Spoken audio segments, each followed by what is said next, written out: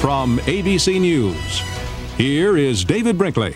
And here's a live picture from the town square in Cape Town, South Africa. Nelson Mandela, who has been out of prison for only a few hours, has arrived here to find a huge crowd. I stand here before you not as a prophet,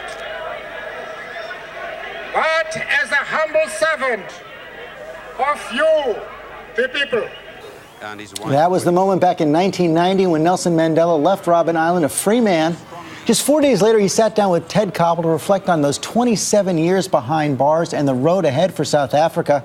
But the one-time boxer wanted to start somewhere else, with Buster Douglas's stunning upset knockout of heavyweight champ Mike Tyson. I think the last topic in the world that people expect to hear Nelson Mandela talking about, boxing. Yes. You were surprised by the fight the other night, huh, with Tyson? Yes, I was very much surprised. I took it for granted that he would win. So did he. Yes. Did you ever think of turning pro, turning professionally? No, I never did. But you were a good boxer. Well, I do not know. That is for others to say. When you were in prison, did you keep up? Did you keep up no, not with boxing at all? No, except just skipping exercises, press-ups and so on, and weightlifting. Was it difficult to keep in shape? I mean, they didn't give you very good food, certainly not in the beginning. No, it really was not difficult because the diet they gave us, although it was bad and sometimes very unpalatable, but they did give you the basics of a nutritious food, like fish, meat, vegetables, and sometimes fruits during the fruit season. There were also, from what I understand, differences in terms of the way that people of different races in the prison were treated. Yes. And there was an effort, and I don't know if you initiated it or if someone else initiated it, to create as much equity among the prisoners as possible. That was one of our principal fights. Tell me about that, would you? Now, coloreds and Indians received better food than ourselves, and Africans had the poorest diet, as you would imagine. In fact, we live on millipap in the morning, mealies for lunch, and millipap in the evening. What is millipap? Can you explain it to an American Well, audience? it's a mealies ground and cooked. Like a porridge? Like porridge, you see? Yes. To someone who has no idea what Robben Island was like, do you remember the first day or the first night when you were taken Oh, yes. Although I'm very reluctant to talk about that because I was directly involved, and we had a clash with the warders who came to fetch us from Cape Town and across the sea to Robben Island. They wanted us to rush, and they lined us up. We were 4 of us.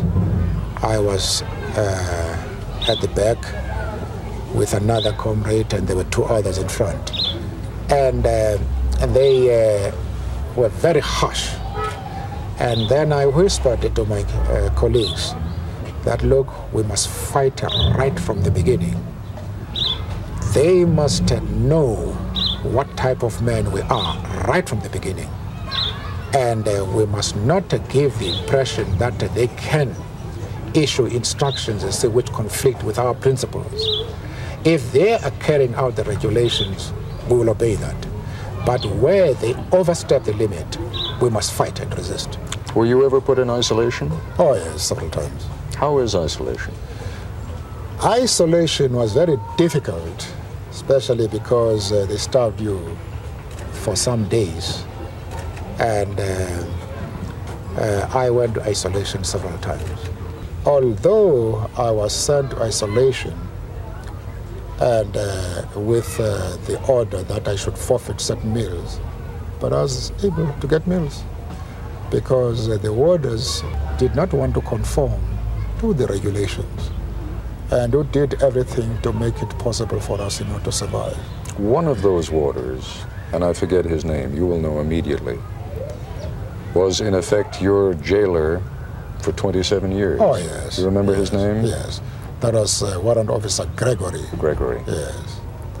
He became a close friend of Oh, yours. no, he is a first-class gentleman in every respect. He never raises his voice. He is patient, he's very calm. I became very friendly with him. In fact, when I left prison, I think he was on the point of breaking down because we were now closing a friendship under those circumstances which had lasted for so long. What about you? Well, I did feel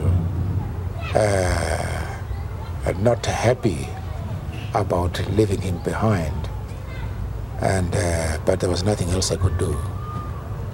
Will you stay in touch with him? Yes, certainly.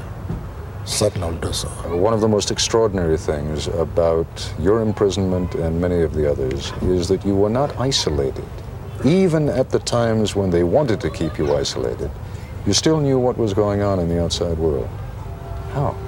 Well, it's very difficult in prison, to isolate prisoners, especially political prisoners, because where there are human beings and where men fight back for their rights and for their dignity, there will immediately be people who will admire you. And that admiration would be shown by specific acts, which shows that people think that your stand is correct. The first isolation, first punishment which I got was when I was given a newspaper by order. And he had been doing this over some time. But one day, the authorities must have got a tip. And they came to my cell and raided and found the paper. And they sent me to isolation for that. They punished me. Most people would look at the last 27 years of your life, or at the life of someone who has spent the past 27 years in prison, and say to themselves, what a waste. What about you? That is true. To spend 27 years at the prime of your life is a tragedy. And I regret, those years that I have wasted in prison. But there are very positive aspects too, because I had the opportunity to think about problems and to reflect on my mistakes. I also had the opportunity of reading very widely, and especially biographies, and I could see what men, sometimes from very humble beginnings, were able to lift themselves with their bootstrings and become international figures, and men were useful to society in their own community and to the world. So few going as high as Nelson Mandela.